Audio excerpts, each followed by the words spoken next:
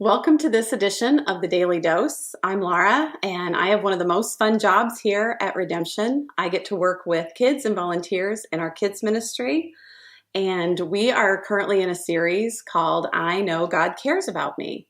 Well, I know God cares about me because He is my strength when I am weak. For most of my life, I think that I thought I knew that fact, that truth, but it seemed to be just mostly head knowledge. Like most people, I've experienced some low-level suffering with a few spikes along the way. And during those times, I would definitely lean on the Lord's strength. But when times were good, when things were going well, I definitely just coasted on my own strength and ability. Well, about a year and a half ago, I started on a journey where the Lord would show me just how much I need Him 100% of the time to be my strength. On February 8th of 2019, I checked into the hospital for a small, minimally invasive surgery on my left knee to remove a cyst that had been causing me some trouble for about 2 or 3 years.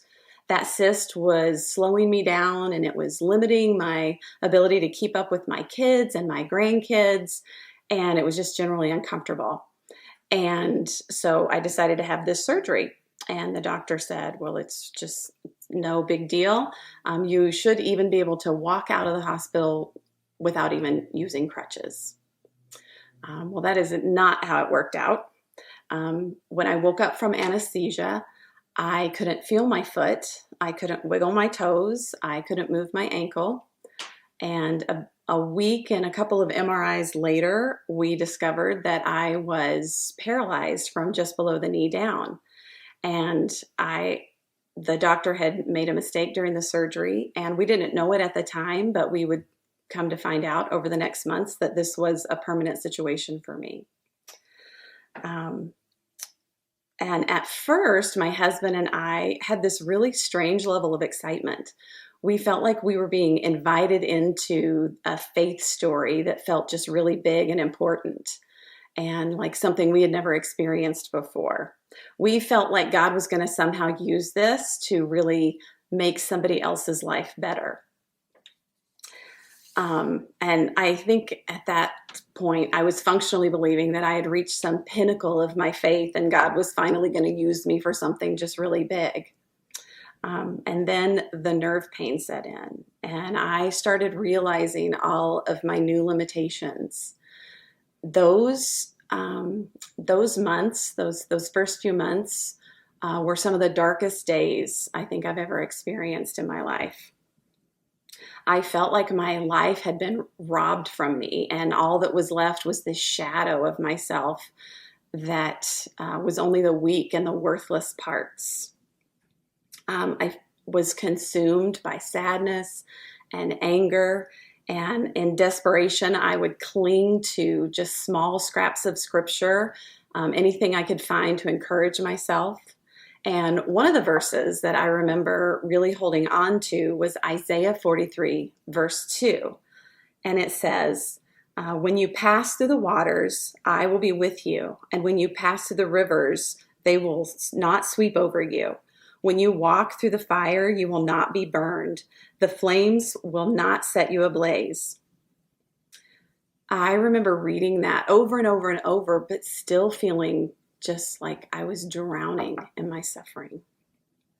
So rather than God using like my varsity level faith to help somebody else through their hardship,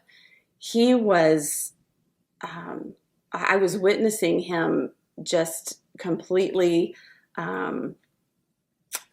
bringing destruction to this identity that I had built on this foundation of my own strength and capability, which was a complete falsehood. And I kind of felt like I was being punished. In his book titled Suffering, author Paul Tripp says, physical suffering exposes the delusion of personal autonomy and self-sufficiency. And he goes on to say, physical suffering forces you to face the reality that your life is in the hands of another.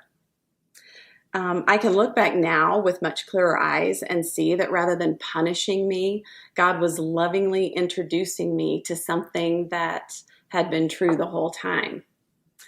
I am weak all the time. And like even at the highest point of my physical ability, I was just as needy as I am at the lowest point of my physical ability. Tripp says, weakness simply demonstrates what has been true all along. We are completely dependent on God for life and breath and everything else. Weakness was not the end for me, but a new beginning, because weakness provides the context in which truth strength is found. You see, weakness is not what you and I should be afraid of. We should fear our delusion of strength. So while I still really struggle with the constant pain and my new speed of life, I am learning to be grateful for the Lord showing me how much I need Him all the time and how He is my strength all the time. And I'll just leave you with the words of Paul the Apostle from 2 Corinthians 12, 9 and 10. But he said to me, my grace is sufficient for you, for my power is made perfect in weakness. Therefore, I will boast all the more gladly of my weakness, so that the power of Christ may rest upon me. For the sake of Christ, then I am content with weaknesses, insults, hardships, persecutions, and calamities. For when I am weak, then I am strong. I hope this brings you some encouragement.